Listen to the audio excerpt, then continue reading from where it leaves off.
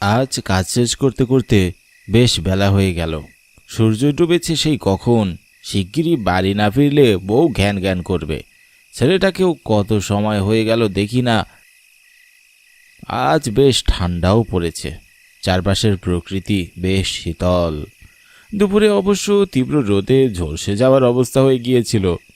মণ্ডলের আমবাগান পেরিয়ে পা চালিয়ে দ্রুত বড় রাস্তার দিকে এগিয়ে চলেছি আমি। আজ কাজটা বড্ড বেশি হয়ে গেছে। হাতে পায়ে ব্যথায় খিল লাগার জোগাড়। আবহাওয়া পরিবর্তন হওয়ার কারণে আজকাল বেশ জ্বর অনুভূত হচ্ছে। চারপাশের অন্ধকারটা কেমন যেন হু হু করে গিলতে আসছে। বেশ গা ছমছমে দেখতে লাগছে আশেপাশের গাছগুলো। আমি হাঁটতে হাঁটতে বাড়িতে পৌঁছে গেলাম।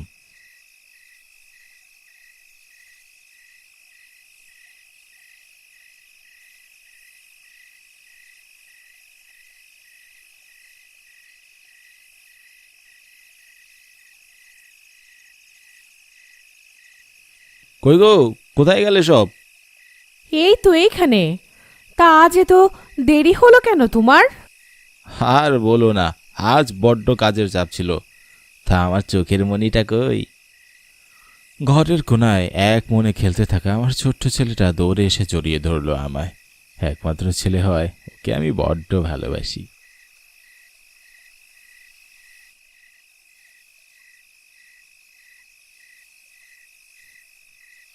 এই তো বাবা আমি। জানো বাবা আজ কি হয়েছে? কি হয়েছে বাবা? রুদ্রদা এসেছিল, বলে গেছে রাতের কালী পুজোয় অনেক বড় মেলা হবে, আমায় নিয়ে চলো না বাবা। সে কি কথা! এইমাত্র তোর বাবা ঘরে এলো আর এখনই বায়না জুড়েছিস? আর আজ ভূত চতুর্দশীর দিন, ভুলে গেছিস?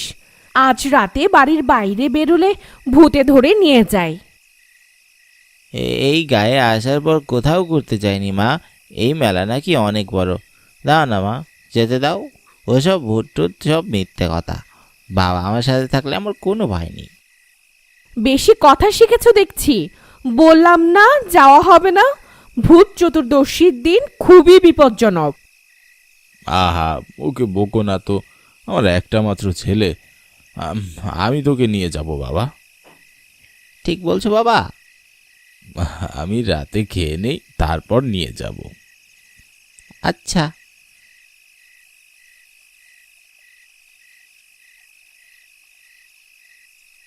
নীরব আমার একমাত্র ছেলে, ওর কোনো আবদারই আমি ফেলতে পারি না। অগত্যা ছেলের আবদার রাখতে রাত বিরেতে কালী পুজোর মেলায় যাচ্ছি। পুরনো গ্রাম ছেড়ে এই হরিরামপুর গ্রামে এসেছি। এটাও প্রায় 2 বছর হতে চলল। এখানকার জাগ্রত কালী পুজোয় ভূত চতুর্দশীর রাতে শুনেছি খুব বড় মেলা হয় বটতলার নিচে। তবে কখনো দেখার সৌভাগ্য হয়নি, তাই সিদ্ধান্ত নিলাম এবার সেই বড় মেলায় যাব। রাত প্রায় অনেক হয়ে গেছে। আমার স্ত্রী মিনু অবশ্য বহুবার বারণ করেছিল রাতের বেলা ছেলেকে নিয়ে বেরোতে, তবে ছেলের আবদারের কাছে হার মেনে নিয়েছি। ভূত চতুর্দশী নিয়ে তার ভীষণ ভয়, তবে আমি অবশ্যই এসব মানি না, বানোয়াট গল্প মনে হয়। ছেলেকে নিয়ে গ্রামের ছোট পথ ধরে মেলায় যাওয়ার জন্য বেরিয়েছি। আবহাওয়াটা বেশ ঠান্ডা, নিরিবিলি। আজ আমাবস্যার রাত, তাই ভীষণ অন্ধকার চারপাশে। হাতে থাকা টর্চেরও ভরসা নেই, পিটপিট করে জ্বলছে। কখন নিভে যায় বলা মুশকিল। তবে এখন শেষ ভরসা এই টর্চখানা দিয়েই রাত্রি পার করতে হবে। প্রতিমধ্যে 2-4টে শিয়ালের ডাকও শোনা যাচ্ছে। বাবা, শিয়াল কি মানুষ ধরে নিয়ে যায়? কই না তো, তোকে কে বলল? মা বলেছে রাতের বেলা বাইরে বেরোলে বড় বড় শিয়ালরা বড় বাচ্চাদের নিয়ে যায়। শিয়াল ডাকছে, আমায় কি ধরে নিয়ে যাবে বাবা? আরে না বোকা, আমি আছি না তোর সাথে, আমি থাকতে কিচ্ছু হবে না। আশেপাশে বেশ কয়েকটা শিয়াল ঘোরাফেরা করছে বলে মনে হলো, কিন্তু অন্ধকারে কিছুই দেখা যাচ্ছে না। শিয়ালের ডাকগুলো বেশ ভালোভাবেই শুনতে পাচ্ছি। হাতে একখানা লাঠি সোটা নিয়ে বেরোলে হয়তো ভালো হতো। শুনেছি কালী পুজোর রাতে নাকি পিশাচ পিশাচিনী এরা শিয়ালের রূপ ধরে এসে শ্মশান থেকে লাশ নিয়ে যায় খাওয়ার উদ্দেশ্যে। কথাটা কতটুকু সত্য তা আমি জানি না, এই মুহূর্তে সেটাই আমার বারবার মনে পড়ছে। সে তখন থেকে হেঁটেই চলেছি, তবে বড় বটগাছতলা পর্যন্ত এখনো পৌঁছালাম না। বড় বটগাছতলা কালী মন্দিরের পিছনের দিকে। শুনেছি আজ রাতে বেশ অনেক মানুষই গ্রাম থেকে সেই মেলায় ঘুরতে গিয়েছে, তবে আজ রাস্তায় কাউকেই দেখতে পাচ্ছিলাম না। বিষয়টা অদ্ভুত লাগলেও প্রকাশ করতে পারছি না। খুব সম্ভবত পুজো হওয়ার কারণে মানুষজন সেখানে ইতিমধ্যে চলে গেছে, তবে পথে একটাও মানুষের দেখা মিলবে না, সেটা তো বড় আশ্চর্যের।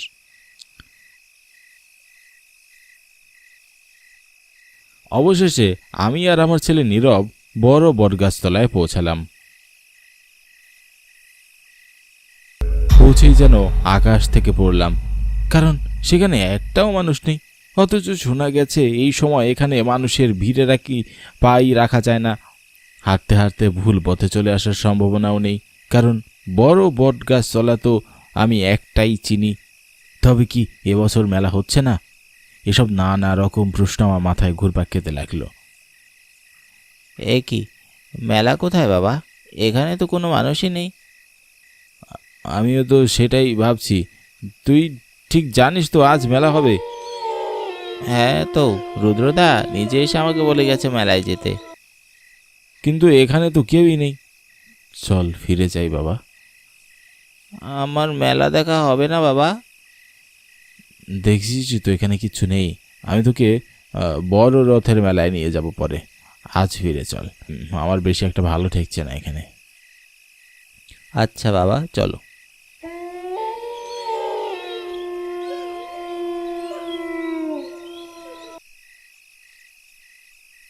ছেলেকে মেলা দেখাতে না পেরে মনটা ভীষণ খারাপ হতে লাগলো। বেচারা শখ করে ভূত চতুর্দশীর মেলা দেখতে চেয়েছিল।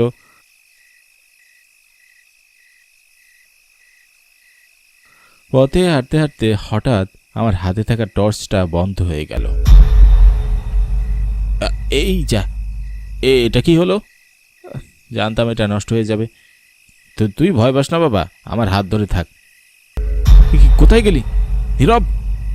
নীরব বাবা, কোথায় গেলি? এক্ষুনি নীরব আমার পাশেই ছিল, কিন্তু কোথায় চলে গেল বুঝতে পারছি না। চারপাশে অন্ধকার, অন্ধকারে হাতড়াতে লাগলাম, কোথাও খুঁজে পাচ্ছি না। মনের মধ্যে ভয়টা মাথা চারা দিয়ে উঠল, আতঙ্কে গলা শুকিয়ে এলো। এর মধ্যে টর্চটাও নষ্ট হয়ে গেছে। কয়েকবার টর্চটা ঠিক করার চেষ্টা করলাম, কিন্তু কিছুতেই জ্বলে উঠল না। আমি পাগলের মতন চিৎকার করে ছেলেটাকে খুঁজতে আরম্ভ করলাম, কিন্তু কোথাও সারা শব্দ পেলাম না। হঠাৎ আচমকা আমার কাঁধের উপরে ঠান্ডা কিছু একটা পড়লো। মনে হলো কেউ একজন হাত রাখলো। ভয় আমার বুকের ভেতরে আর তারা খাঁচা ছাড়া হবার উপক্রম হলো। কোনো কিছুই বুঝতে না পেরে পিছনে ঘুরে তাকাতে আমি যা দেখলাম তা দেখার জন্য আমি মোটেও প্রস্তুত ছিলাম না। আমি দেখলাম আমার সামনে একটা মেয়ে দাঁড়িয়ে আছে। মেয়ে বললেও বলাটা ঠিক হবে না, কারণ তার দুটো চোখ জ্বলছিল আগুনের মতন। শরীরের সমস্ত জায়গায় ক্ষত বিক্ষত, জায়গায় জায়গায় যেন কঙ্কাল বেরিয়ে আছে। কি বিভৎস তার রূপ! এই কালো কুচ্ছিত অন্ধকার রাতে এ কার দর্শন হলো আমার? ভয়ে আমার শরীরের সমস্ত লোভ যেন দাঁড়িয়ে গেল। বারবার মনে হতে লাগলো মিনুর কথা। সে বলেছিল ভূত চতুর্দশীর রাত খুবই ভয়ানক হয়। এ রাতে পৃথিবী আর মৃত্যুলোকের দরজা খুলে যায়। অশরীররা পৃথিবীর আনাচে কানাচে বিচরণ করতে থাকে। বিকট কণ্ঠে সে অশরীরী বলে উঠল, চিনতে পারছিস আমায়? কে? তোর বউ কল্পনা। আমি কল্পনা? কিরে, ভয় পেলে নাকি? কল্পনার বিকৃত ভয়ানক হাসি আর এই রূপ দেখে আমার শরীর যেন পাথর হয়ে গেল। বারবার মনে মনে ভগবানকে ডাকতে লাগলাম এবারে বাঁচিয়ে দেওয়ার জন্য। তবে বাপ তার বাপ কেউ ছাড়ে না। কোনো এককালে করা এক পাপের অপরাধে স্মরণ হচ্ছে আবার। সেই দিনও ভূত চতুর্দশীর রাত ছিল। আমার কুল জুড়ে ফুটফুটে এক মেয়ের জন্ম হলো। আর তুই কি করলি? আমার কুলের সেই একদিনের শিশু সন্তানকে শুধুমাত্র মেয়ে বলে রাতের আধারে চুপি চুপি নিয়ে জ্যান্ত কবর দিলি শ্মশানে। এইটুকু সন্তানকে নিজের হাতে কবর দিয়ে আসার সময় তোর হাত এতটুকুও কাঁপলো না? সবটা জানতে পেরে ছুটে গিয়েছিলাম আমি সেই রাতে। গিয়ে দেখলাম আমার এই ছোট্ট শিশুটাকে মাটি খুঁড়ে কুকুর শিয়ালরা ছিঁড়ে আছড়ে খেয়ে ফেলছে। আমার একদিনের মেয়েটা। কল্পনা, আমাকে ক্ষমা করে দাও। আমি এতদিন বারবার বুঝতে পেরেছি যে আমি ভুল করেছি। আমাকে এবারের মতন ক্ষমা করে দাও। আমি কথা দিচ্ছি আমি আবার ভুল সবার সামনে স্বীকার করে নেব। আমাকে প্রাণে মেরো না। তোকে ছেড়ে দেব আমি? সেদিন যখন আমি পঞ্চায়েতের কাছে নালিশ করতে যাচ্ছিলাম, তুই আমাকে মেরে ছুড়িয়ে দিয়েছিস। সবাইকে বলেছিস আমি গলায় দড়ি দিয়েছি। আমি মরার আগে অভিশাপ দিয়ে গিয়েছিলাম তোকে, যেন কোনো এক ভূত চতুর্দশীর রাতে আমি ফিরে আসব। আজ কেউই তোকে বাঁচাতে পারবে না, কেউই না। কল্পনার চোখে আমি যে হিংস্রতা দেখলাম, তাতে আমি নিশ্চিত হয়ে গেলাম যে আজ আমার আর রক্ষে নেই। নিজের ছোট্ট ছেলেটার মুখটা বারবার ভেসে উঠল আমার চোখের সামনে। নিঃসন্দেহে যখন আমি কল্পনাকে বেড়েছিলাম, তখন ওর সামনে ওই ছোট্ট বাচ্চাটার মুখ নিশ্চয়ই ভেসে উঠেছিল। মেয়ে সন্তান না চাওয়ায় যত বড় পাপ আমি করেছিলাম, তার শাস্তি আজ আমি পাচ্ছি।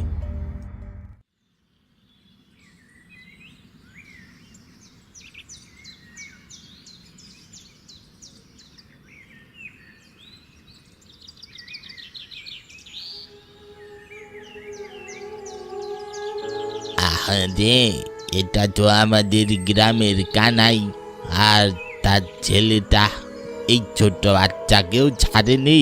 নির্ঘা আর ডাকাতের পাল্লায় পড়েছিল দুজন। শুনেছি ভূত চতুর্দশীর রাতে ডাকাতেরা মানুষ ধরে বলি দিয়ে মা কালীর পূজা করে। কি বিভৎসভাবে মেরেছে রে বাবা। এই তোরা কে আছিস? ওর বউকে খবর দিয়ে আয়। আরে বেচারা।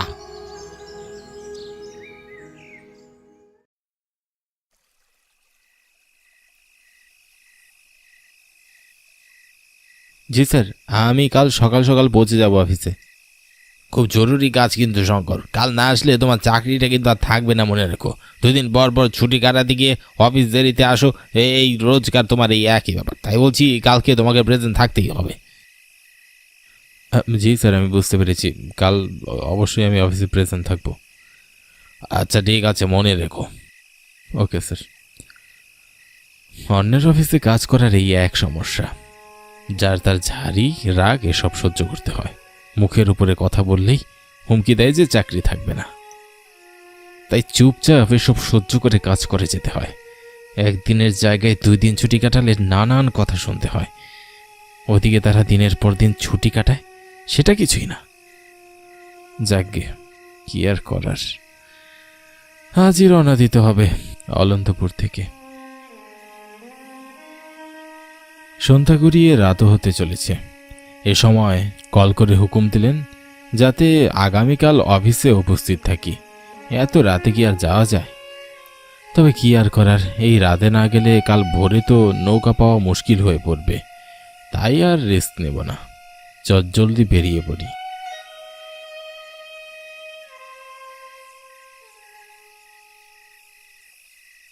ঠাকুমা, ও ঠাকুমা, কোথায় গেলে?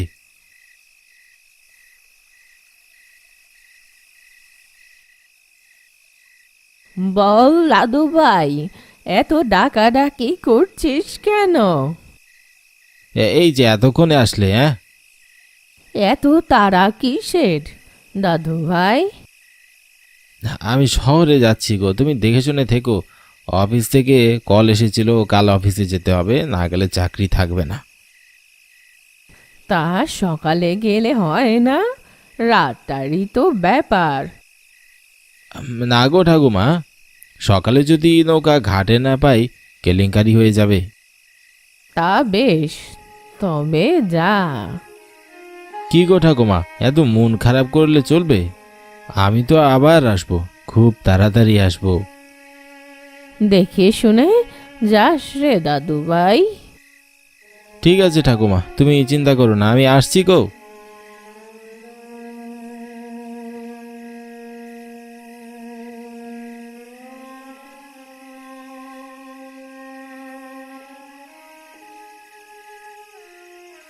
অনেকদিন পর ঠাকুমার বাড়িতে এসেও তাড়াহুড়ো করে চলেই যেতে হচ্ছে। যেতে একটু ইচ্ছে করছে না। অনেকদিন হলো ঠাকুমার আদর যত্ন পাই না। যে একটু কাজের ফাঁকে এসেছিলাম, তাতেও চলে যেতে হচ্ছে রাত বিরেতে। বেশ বিরক্তিকর লাগছে। মন চাচ্ছে যেন চাকরিটাই ছেড়ে দিই, কিন্তু চাকরি ছেড়ে দিলে কি রোজগার খেতে পাবো? আর কিছুই করতে পারি না। এদিকে সময়ের ব্যবধানে রাতটাও গভীর হচ্ছে, চারপাশ ছেয়ে আসছে কালো অন্ধকারে। এদিকে আমিও পায়ের গতি বাড়িয়ে দিয়েছি, নয়তো বেশি রাত হলে আবার ঘাটে নৌকা পাওয়া যাবে না, তখন আবার আরেক মুশকিলে পড়া যাবে। তাই আর কথা বাড়ালাম না, চুপচাপ হাঁটতে লাগলাম নিজ গন্তব্যে।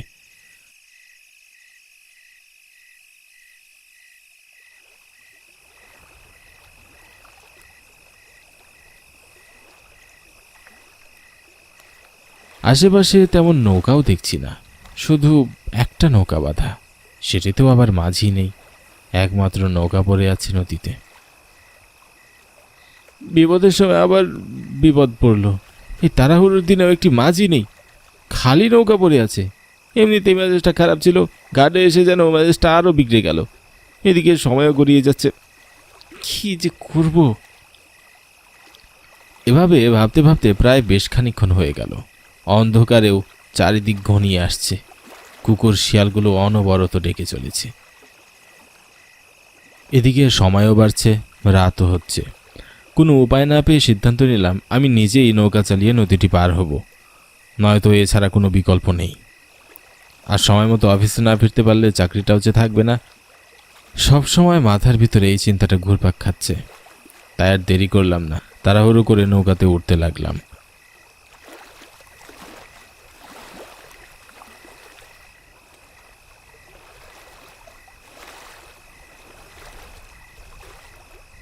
সেই ছোট্টবেলায় কত যে নৌকা চালিয়েছি, গুণে শেষ করা যাবে না। অনেকদিন পর বইটা হাতে নিতেই মনে এক শান্তি অনুভূতি হলো। মনের আনন্দে বইটা বাইতে লাগলাম। চাঁদের আলোয় নদীর পানিতে যেন হালকা হালকা কিরণ পড়ছিল। দিনের বেলা বহুবার নৌকা চালালেও রাতের বেলা নৌকা চালানোর ভাগ্য কখনো হয়ে ওঠেনি। আজ যেন সেই ভাগ্যটা হলো। ছোটবেলার অনেক স্মৃতি যেন মনে পড়তে লাগলো। মনে হচ্ছিল যেন আবার সেই ছোটবেলায় ফিরে যাই।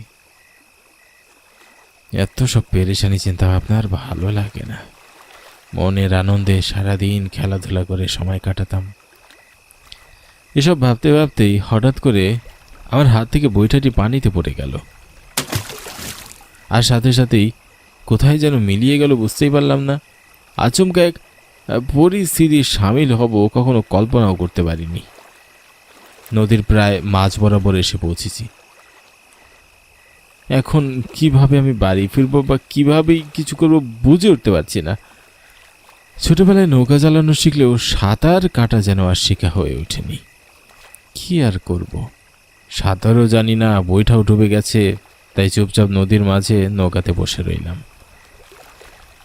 বসে বসে এই নদীর চারপাশটা ভালো করে দেখছিলাম। আশপাশটাও কালো অন্ধকারে ঢেকে গিয়েছে। দেখে মনে হচ্ছে প্রায় 10টা-11টা বেজে গিয়েছে। নদীর মাঝে দাঁড়িয়ে কোনো পশু পাখিরই আওয়াজ পাচ্ছিলাম না। চারদিক শুধু শুনশান আর থমথমে। এদিকে পাশ কাটিয়ে ঝড়ো হাওয়া বয়ে যাচ্ছিল। ঝড়ো হাওয়ায় পুরো শরীরটা যেন শিউরে উঠেছে, যেন মনে হচ্ছে শীতের আমেজ পড়ে গিয়েছে প্রকৃতিতে। এসব ভাবতে ভাবতে হঠাৎ চোখে পড়ল দূর থেকে একটা নৌকা ভেসে আসছে। দেখে একটু স্বস্তি পেলাম। যাক, এবার হাঁপ ছেড়ে বাঁচা গেল। অন্ততপক্ষে অনেকটা রাত হয়ে গেলেও শহরে ফিরতে পারবো। চাকরির রক্ষে হলো তবে। এটি ভাবতেই মুখের কোণায় মুচকি একটা হাসির রেখা দেখা দিল। অপেক্ষা করতে লাগলাম সেই নৌকাটি আসার। বেশ দ্রুত গতিতে মিনিট পাঁচেকের মধ্যেই নৌকাটি আমার কাছাকাছি চলে আসলো। ওগো মাঝি, শুনতে পাচ্ছ? এই যে এদিকে এসো।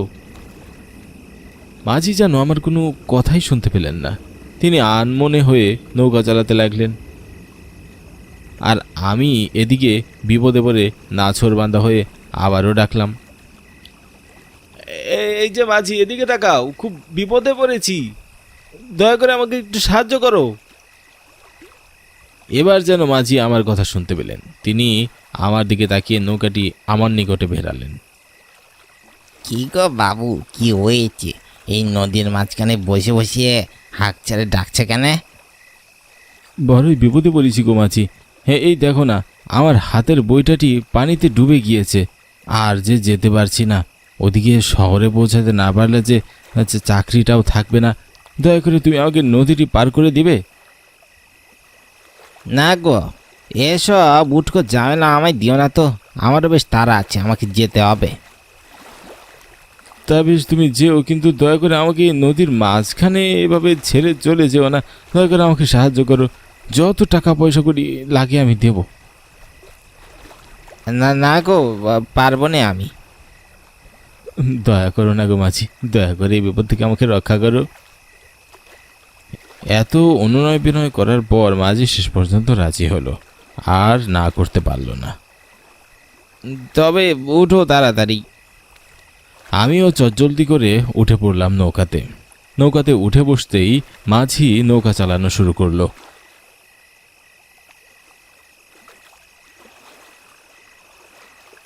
এদিকে আমার চোখ পড়ল নৌকাতে বসে থাকা একটি যুবতী নারীর উপর। তার মুখে লম্বা ঘোমটা টানা, পাশে টিমটিম করে হারিকেনের আলো জ্বলছে। এত রাতে এমন যুবতী একটি মেয়েকে নৌকাতে দেখে বেশ হতভম্ব হলাম। তাই কৌতূহলবশত মাঝিকে জিজ্ঞাসা করলাম, এই মেয়েটি কে গো? এই রাতের বেলা তোমার আমার বউটার দিকে চোখ পড়লো বুঝি? ও আচ্ছা, আপনার বউ বুঝি। লোকটি আমার কথায় বেশ বিরক্ত হলো। তবে এত বয়স্ক একজন মানুষের যুবতী একটি মেয়ের সাথে বিয়ে হলো কি করে? বেশ খটকা লাগলো। যাক, এসব তাদের ব্যাপার, আমার এসবে কোনো কাজ নেই। হঠাৎ করেই যেন প্রকৃতি ক্ষেপে উঠল। উত্থাল বাতাল বাতাস বইতে শুরু করলো। এদিকে হারিকেনের আলো নিভু নিভু। হঠাৎই এ সময় মেয়েটির ঘোমটা পড়ে যায়, আর সাথে সাথে আমার চোখ দুটো গিয়ে পড়ে মেয়েটির মুখের দিকে। তৎক্ষণাৎ আমার বুকের ভেতরটা যেন মোচড় দিয়ে ওঠে। হ্যাঁ, এমন ভয়ঙ্কর চেহারা দেখবো আশা করিনি। তবে এমন জলজান্ত মানুষের রূপ এমন বদলে গেল কি করে?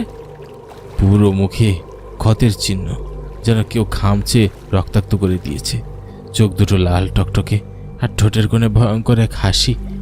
এক দৃষ্টিতে আমার দিকে তাকিয়ে হঠাৎ করে এই মেয়েটি হা হা করে হেসে উঠল।